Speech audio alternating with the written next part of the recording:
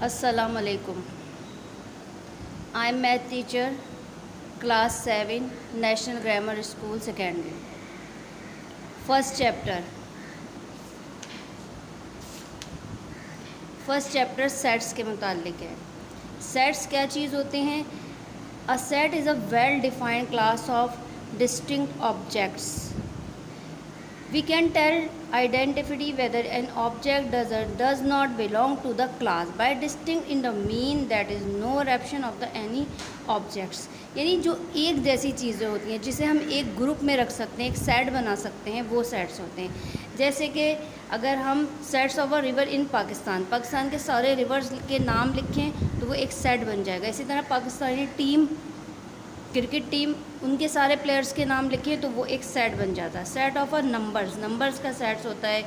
Sets of a letter, जैसे ये vowels number है, इनका एक सेट्स बनता है। Sets of a even numbers, इनका एक सेट होता है। सेट डिफरेंट तरह के होते हैं। ये सेट्स कुछ natural sets, whole number sets, integer, odd numbers, even numbers, sets different types होते हैं। ये जो सेट्स बनते हैं उनको हम कर्ली ब्रैकेट के अंदर रखते हैं, जिसे हम मिडिल ब्रैकेट भी कहते हैं।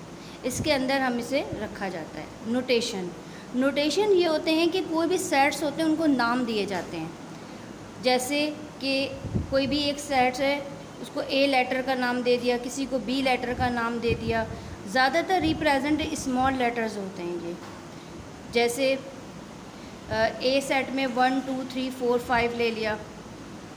इसी तरह से बी सेट के अंदर हमने 2 4 6 यानी इवन नंबर्स डाल दिए।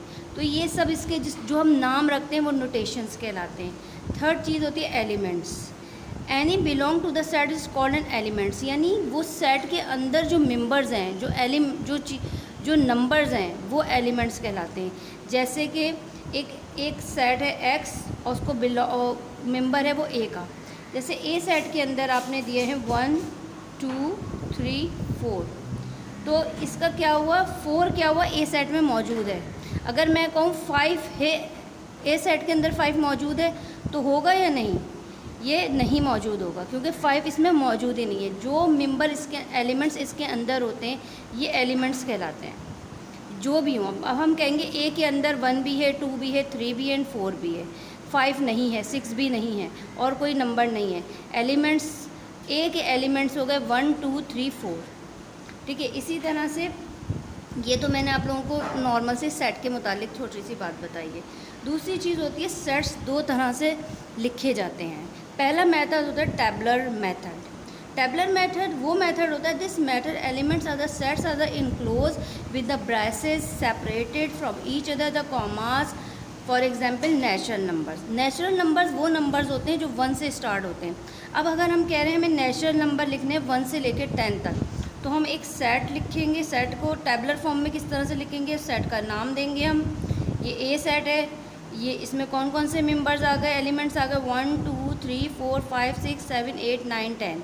ये इस फॉर्म में जो लिखा जाता है ये टैबुलर फॉर्म कहलाती है। यानी एक पूरा सेट बना के आपने दिया है नंबरिंग के साथ, तो वो कहलाती है टैबुलर फॉर्म। इसी चीज़ को अगर मैं ओरली कहूँ, जैसे कि ये डिस्क्रिप्टिव मेथड, पहला मेथड टैबुलर था, सेकंड मेथड है डिस्क्रिप्ट क्या है? यही सेट जो अभी हमने लिखा है 1 से लेके 10 तक। अगर मैं इसे डिस्क्रिप्टिव कहूँ तो इसमें आपको कर्ली ब्रैकेट बनाने की ज़रूरत नहीं है, बल्कि उसका वही नाम दें जो पीछे दिया गया है। और sets of a natural numbers, क्योंकि ये नेचुरल नंबर्स हैं इसलिए इन्हें नेचुरल नंबर्स कहा जाता है। अभी मैं आप लोगों को सारे सेट्स डिफ़ाइन करूँगी कि नेचुरल नंबर कौन से होते हैं, होल नंबर कौन से होते हैं, और इन्हें बहुत अच्छी तरह से याद करिएगा। तीसरी चीज़ होती है सेट बिल्डर नोटेशन। ये दो चीज़ें टैबुलर फॉर्म, डिस्क्रिप्टिव फॉर्म तो आप लोगों ने पहले पढ़ी है, लेकिन सेट बिल्डर नोटेशन आपके लिए बिल्कुल नई चीज़ है। इसमें ना तो हम नंबरिंग देते हैं, ना ही हम वर्ड्स में लिखते हैं, बल्कि इसे एक मैथमेटिकली ज़बान में लिखा जाता है। जैसे कि सेट बिल्डर फॉर्म में इन्होंने लिखा एक्स, इसका मतलब होता है जबकि एक्स, जबकि एक्स मेंबर किसका है? लेस देन 10, 10 से छोटे भी और 10 खुद भी शामिल है। अगर आपका ये निशान बना हुआ है तो इसका मतलब है यहाँ जो भी नंबर दिया गया है यानी 10 से छोटे और 10 के इक्वल, यानी 10 खुद भी शामिल हो, और अगर सिर्फ ये होता लेस देन 10 तो इसका मतलब होता है सिर्फ 10 से छोटे लिखने, 10 नहीं लिखना उसके अंदर। ये जो नीचे निशान बना हुआ है ये इक्वल का होता है, इसमें 10 भी शामिल करना है। इसको लिखने का मेथड ये होता है। अच्छा, क्योंकि हमें पता है नेचुरल नंबर्स हैं ये सारे, तो अब हम यहाँ नंबर नहीं लिखेंगे, हम बल्कि क्या लिख देंगे, नेचुरल नंबर्स। अगर ये होल नंबर होते तो मैं यहाँ W लिख देती, अगर ये ऑड नंबर होते तो O लिखा जाता। सेट जब मैं लिख के बताऊँगी ये सब चीज़ें, जब आपको बहुत अच्छी तरह समझ में आएंगी। सेट्स के नंबर कौन कौन से, ये वेरी इंपॉर्टेंट चीज़ है, इसे आप लोगों को बहुत अच्छी तरह से याद करना है। गौर से देखिएगा, नैन, ये सारे नेचुरल नंबर्स होते हैं, जो नॉर्मल गिनती 1 से स्टार्ट होती है और चलती रहती है, ये सारे नेचुरल नंबर्स होते हैं।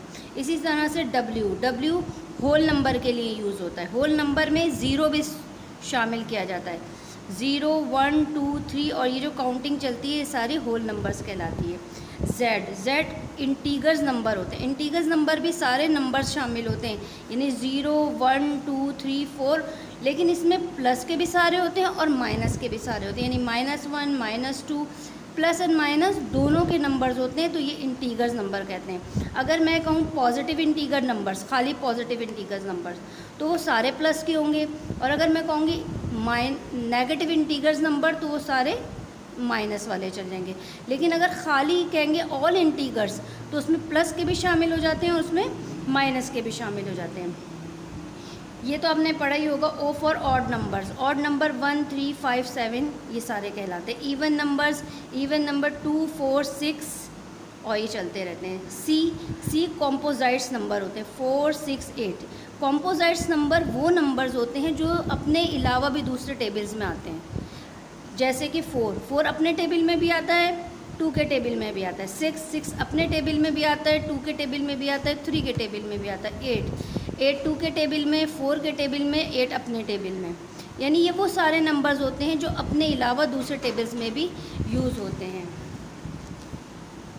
इसमें दिया गया नहीं है, एक और होता है प्राइम नंबर्स, यहाँ पे दिए नहीं है लेकिन मैं आप लोगों को समझा देती हूँ। प्राइम नंबर्स को P से ज़ाहिर करते हैं, और प्राइम नंबर्स वो नंबर्स होते हैं जो सिर्फ अपने टेबल के अंदर आते हैं, जैसे कि 2, 3, 5, 7, 11। ये सारे वो नंबर्स हैं जो सिर्फ अपने टेबल में आते हैं और किसी टेबल के अंदर मौजूद नहीं होते हैं। इन सेट्स से मुताल्लिक जो भी वर्क है उसकी आंसरिंग शीट हम आपको स्कूल से देंगे।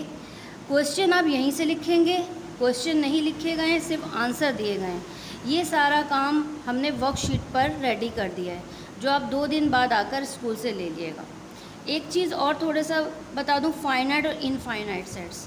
आप लोगों ने सेट्स बने देखे होंगे, ये 1, 2, 3 और ये चलते ही रहते हैं, यानी ये रुके हुए नहीं हैं, कहाँ तक हैं ये हमें नहीं पता।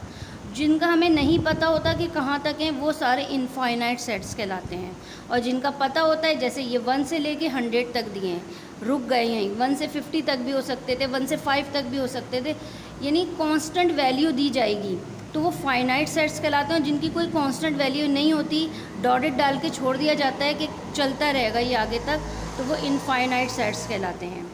नल सेट्स उसे कहते हैं जिन सेट्स के अंदर कोई सेट्स ही मौजूद नहीं होता, और नल सेट को बनाने का तरीका ये होता है, या तो खाली ये ब्रैकेट बनाया जाता है या इस तरह से। ये दोनों आप एक साथ नहीं बना सकते, ये खाली सेट और नल सेट कहते हैं इसे। या तो आप ऐसे बना लिएगा या इसका साइन ऐसे करके बनाइएगा, ठीक है। इनसे ही मुतालिक ये सारे क्वेश्चंस के मैंने आंसर आप लोगों की वर्कशीट पर मौजूद हैं, इस पूरी एक्सरसाइज के। इसको 2 दिन बाद आप आके स्कूल से ले लिएगा और स्कूल की कॉपी में करिएगा। क्वेश्चंस आप बार बार कह रही हूँ, एक्सरसाइज क्वेश्चंस आप यहाँ से लेंगे, सिर्फ आंसरिंग उस शीट पर मौजूद है। और इसी तरह से जो कुछ मैंने समझा इसी से मुतालिक सारे क्वेश्चंस हैं। चलिए, शुक्रिया।